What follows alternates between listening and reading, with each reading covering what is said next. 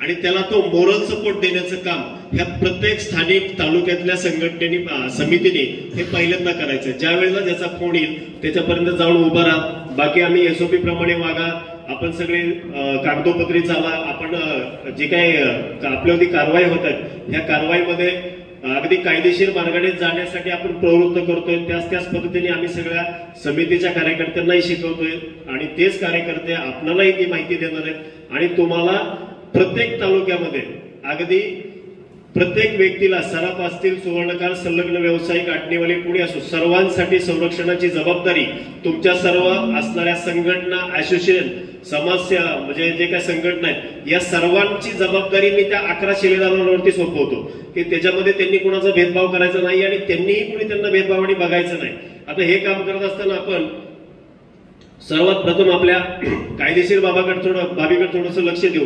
ते 411 आता BNS नुसार 317 मुळात 317 तुमच्यावर लागू कधी होतो ह्याचा आधी अभ्यास झाला पाहिजे। आपण 317 आपल्याला कलम जे लागतं ह्या कलमाचीच मुळात तरतूद अशी आहे की तुम्ही घेतलेलं सोनं हे जर तुम्ही जाणीवपूर्वक चोरीचं आहे म्हणून जर खरेदी केलेलं असेल आणि ते जर सिद्ध झालं तर 317 तुमच्यावर लागू होतो।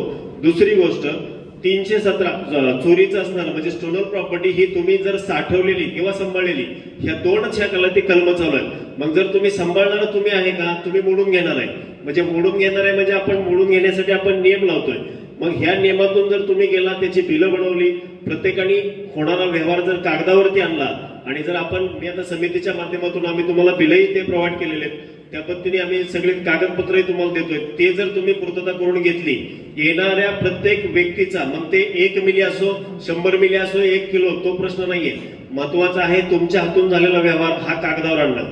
ज्या दिवशी तुम्ही तो व्यवहार कागदावर आणाल त्यावेळेला ह्या 317ला बेच करण्याचं तुमच्याकडे एक हत्यार तयार होणार आहे। तुमच्याकडे त्याचे एक साधन आहे की तुम्ही ज्या वेळेला हा आरसा घेऊन तुम्ही कारवाईला सामोरे जाचाल त्यावेळेला तुम्हाला निश्चित याचा फायदा झाल्याशिवाय राहणार नाही। आता दुसरी गोष्ट बाळगणारा, आता आपल्या मार्केटची अवस्था तुम्ही बघताय, आपल्यात मोड अशी रेग्युलर बी मोड नाहीये आणि घनवट बी आपल्या लोकांकडे नाही।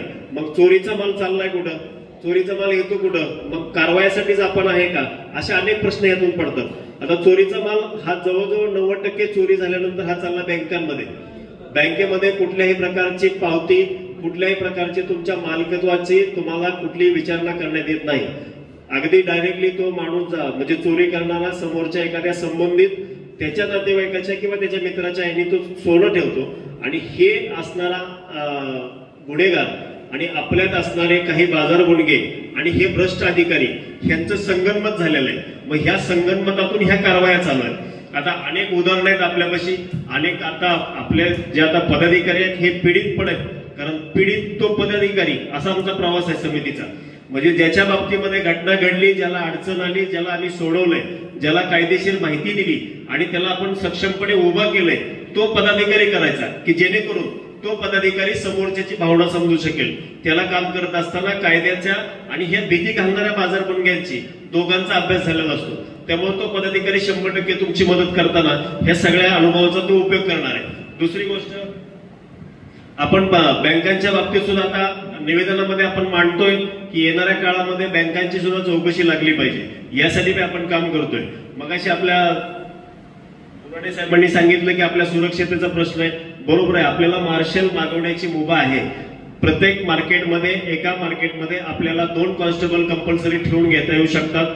त्यांचा जो काही खर्च आहे तो जर आपण देण्याची तयारी ठेवली तर निश्चित ते होतंय। आम्ही एसपी साहेबांशी तेही बोलून घेतलं तर ते प्रायव्हेटली आपल्याला त्या गोष्टी कराव्या लागणार आहेत। त्यासाठी आपल्याला मार्केटमधून सर्वांनी एकत्रित येऊन ते करावं लागते, असं होणार नाही।